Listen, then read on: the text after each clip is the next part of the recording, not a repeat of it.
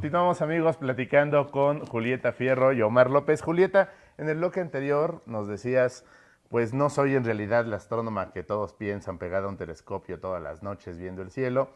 Sí me queda clara la emoción que sienten ambos por ver el cosmos, por ver el firmamento nocturno, también el diurno, ¿no? Porque el Sol también es un astro apasionante, pero nos contabas que en realidad tu interés fundamental en la astronomía es la astronomía teórica. Cuéntanos qué es eso.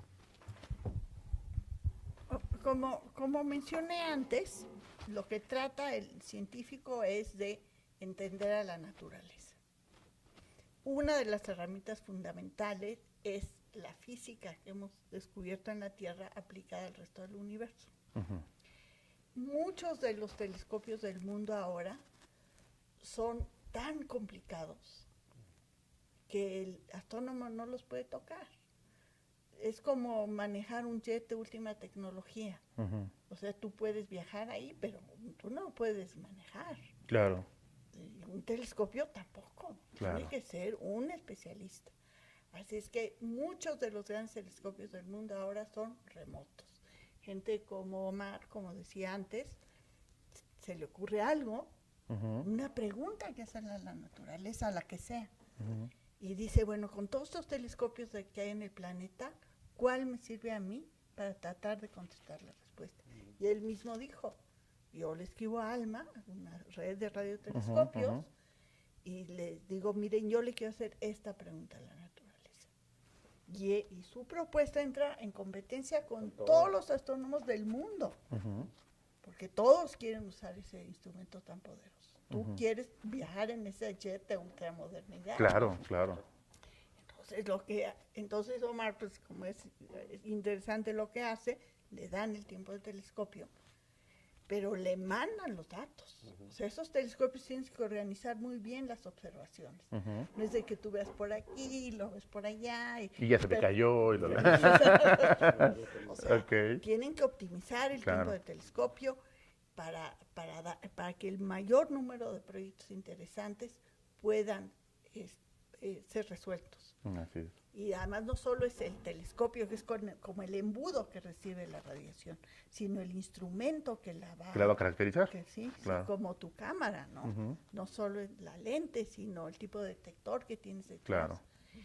Así es que, y los datos llegan, y después el trabajo es, ya te contestó la naturaleza, pero te contesta cifrado. En su idioma, ¿no? Sí. En su idioma. Omar, pensando en el GTM, allá en el Pico de Orizaba, bueno, a un ladito del Pico de Orizaba, ¿qué tipo de datos puedes recabar a partir del GTM? Bueno, el GTM es una máquina portentosa, ¿no? Lo que nos va a ayudar es ver polvo, principalmente, y moléculas. Cosas que nuestros telescopios normales, al que nos asocian viendo por un extremo, ¿no? No puede ver, ¿no? Claro. Entonces, esta es radiación que cae en los milímetros, está relacionada con el polvo y las moléculas, y vamos a ver también la formación de las primeras galaxias. Eso va a ayudar, y los planetas, o sea, todo donde sea fría radiación, que no se asocia a algo así tan caliente como el Sol, la va a poder ver. Entonces, de alguna forma, entiendo que la radiación que emiten los astros nos cuentan la historia del universo. Claro que sí, todas. Toda la radiación, o sea, y dependiendo de la época, tú vas sintonizando a qué distancia está y de qué historia te está hablando. Entonces, por ejemplo, si hablamos de 21 centímetros, que esa es la radiación, una transición que tiene el hidrógeno. Lo tiene nuestra galaxia, ¿no? Y aquí, pues, 21 centímetros, pero si te vas hacia el origen del universo, puede alcanzar metros. Entonces, tú tienes que sintonizar, y un telescopio que te servía para ver el hidrógeno aquí cerca, pues ya no te sirve para verlo muy lejos, ¿no? Claro. Entonces, tenemos que ir cambiando porque el universo está evolucionando, y por la misma expansión del universo tenemos que sintonizarnos, ¿no? Entonces, se vuelve muy complicado, como ya dice Julieta, ¿no? La pregunta, y también con qué clase de instrumento vas a hacer esa pregunta. Y la otra es de que ahora existen las bases de datos. Todos los grandes telescopios tienen abiertos. O sea, puede haber una pregunta para la cual los datos ya hayan sido recabados Exacto, antes. exacto. Y eso se valora mucho porque tú estás haciendo un uso muy importante de este recurso que ya está, ¿no? Entonces justificas la inversión tan grande que se ha hecho en estos instrumentos. Si ya existe y tú los ves y es una pregunta que a alguien se le pasó y tú la puedes resolver con datos que ya existen, maravilloso. Te abren, te los mandan. O sea, es más, ni te dicen que si usted cooperó para que este telescopio funcionara. Pues tú dices, no, dice, a esa pregunta nos parece interesante, ahí le van los datos, ¿cómo los quiere? Claro. Le abrimos la base. Claro. ¿no? Entonces hay como una sociedad cooperativa de científicos, de tecnólogos y de datos que ya existe, que ya se recaban para el que mejor los quiera aprovechar. Claro, porque estas inversiones son muy caras. Y quedarse así como dueño de los datos es ser muy mezquino, ¿no? O sea, la humanidad avanza. ¿no? Julieta, a ver, cuéntanos un poco acerca de alguna de esas preguntas. Tú me decías, Omar puede tener una pregunta, mandarla y decir, bueno, yo necesito este instrumento o me quiero subir al jet, como nos decías.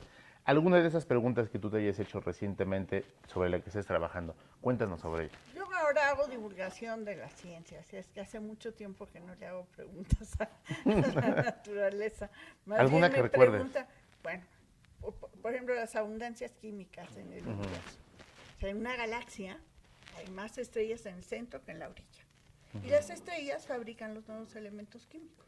Okay. Por ejemplo, en la parte del centro de una galaxia hay más oxígeno que en la orilla, porque ha vivido más generaciones estelares y han producido más oxígeno. Tú puedes hacer una gráfica de la cantidad de oxígeno que tiene una galaxia desde el centro hasta la orilla.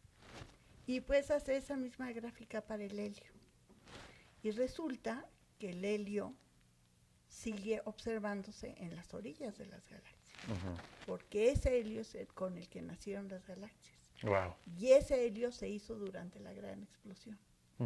Entonces tú puedes decir, a ver, la gran explosión tuvo que ser así, porque si no, no habría esta cantidad de helio. Y preguntas como, ¿cuántos tipos de neutrinos hay?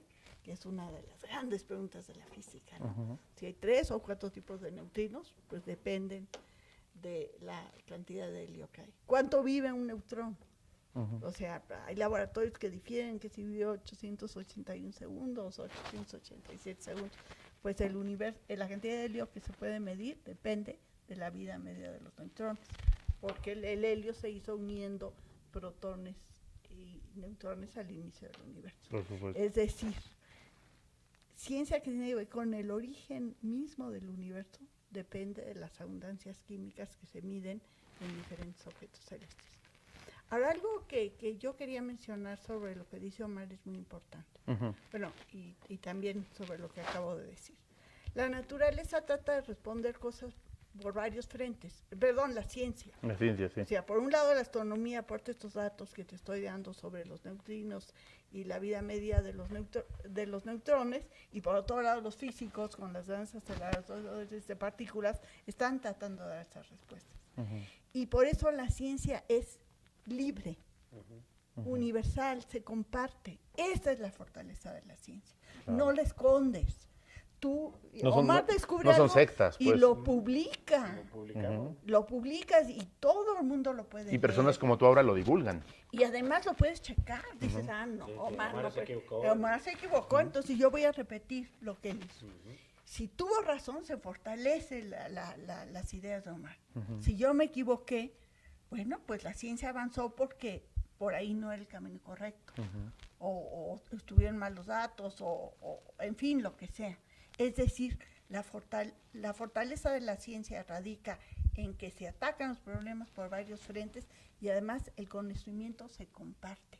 Es abierto, es para todos. Es una de las características fundamentales, Omar, que el conocimiento debe de salir, debe de brotar. Pues ve que el universo es tan grande y tan complejo, ¿no? Y si alguien sabe una pequeña cosa y no la comparte, pues que es una mezquinidad horrible, ¿no? Nos estamos, o sea, queriendo guardar algo, pero es minúsculo comparado con todo lo que aún nos falta por descubrir del universo. Así es. Estoy recordando ahorita, por ejemplo, ese momento histórico con la invención de la imprenta de Gutenberg, en el que todo el conocimiento que estaba guardado en las torres de las abadías, de los grandes conventos, donde nada más los copistas que sabían leer y escribir, privilegiados en latín, en griego, podían rehacer, retransmitir, sale la imprenta y ¡pum!, se desborda todo ese conocimiento. Eso es lo que hacen ahora los divulgadores. Pues, y luego imagínate lo que hacen los medios, como el Internet, ¿no? Ujú. O sea, lo que tenemos ahora, Julieta, yo creo que tú estarás de acuerdo, que tenemos un empacho informático. O sea, no estamos aprovechando la información que está ahí. No podemos. O sea, necesitamos desarrollar nuevas tecnologías y educar de diferente manera para que la gente aproveche todo este conocimiento y no nomás estar jugando con los teléfonos. Claro. Que eso Omar, nos quiero, dedicamos. quiero regresar en el siguiente bloque con ese tema acerca de la información que existe en Internet, porque ustedes como investigadores, como divulgadores, como doctores en ciencias, pues seguramente tienen este contacto todo el tiempo con la información que hay en Internet y que nos ayuden a distinguir la información válida de la que no lo es tanto, que surge en Internet. Carlos Fuentes decía, de pronto vivimos en una luz de información, pero al mismo tiempo notamos una gran desinformación en la sociedad. Entonces, ¿qué pasa? ¿Cómo conjuntar este problema? Gracias. Continuamos.